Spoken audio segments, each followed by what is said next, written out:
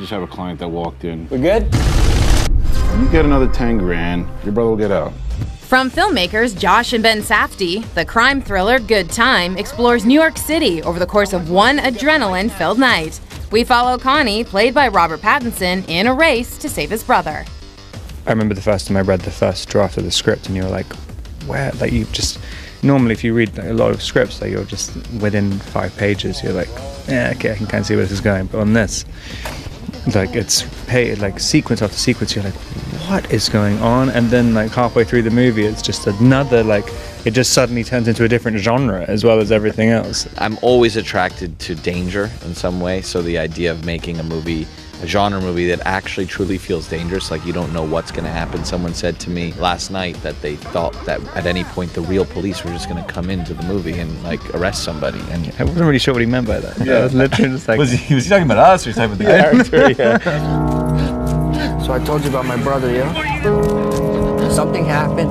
I don't know exactly what. He's been arrested. He's being held at Rikers Island. What I love about Connie is that he does have this side to him. Like the tattoos are very meaningful. He puts a lot of... He's a deep guy. Yeah, he's a deep guy, but he's a deep guy on the surface. He was a guy who's sort of, he started to have philosophical ideas without having any idea that philosophy exists or like anything. Like he's the only guy who ever thought of it. Yeah, he's literally just inventing philosophy every single time he has a thought. I think something very important is happening and it's deeply connected to my purpose. He's basically an existentialist and he's literally, but he thinks he's invented. I guess that's a definition of really being an existentialist. It's like Cool Hand Luke. But you forget everything they did before. except Cool Hand Luke was just...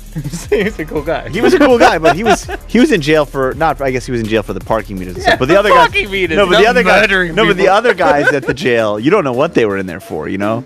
The other guys who you start loving and everything, they're in jail. You were rooting for these people, and you saw it on the front pages, and it's purely because it's like, okay, you have this idea in your head. There's a signifier. Okay, jailbreak. Let's let him get away. Who cares what they did?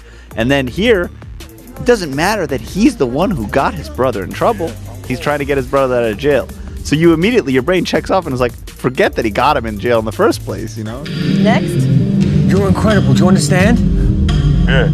I'm serious. You think I could have done that without you standing next to me being strong? Josh had Rob email me as Connie from jail. And it was like he was trying to reconnect with his brother. And then I would write him back, and we had this correspondence over like a month or two. And I think it helped us because it meant that there was this... It was a history, even though it was fake. It was a history to pull from. In Cannes, a lot of people, first question is like, oh, the movie's about two brothers, you're two brothers. These are things they're oversights, you know what I mean? This is just my brother, you know, but he's just Benny. He's just this thing. He's in a weird way, kind of an extension. He's a thing, yes. He's an extension of myself in some ways, because the movie, I think, is really about breaking free from all of the, restraints in your own life. This place where we are now can be a lot of fun if you let it. You're going to have a good time.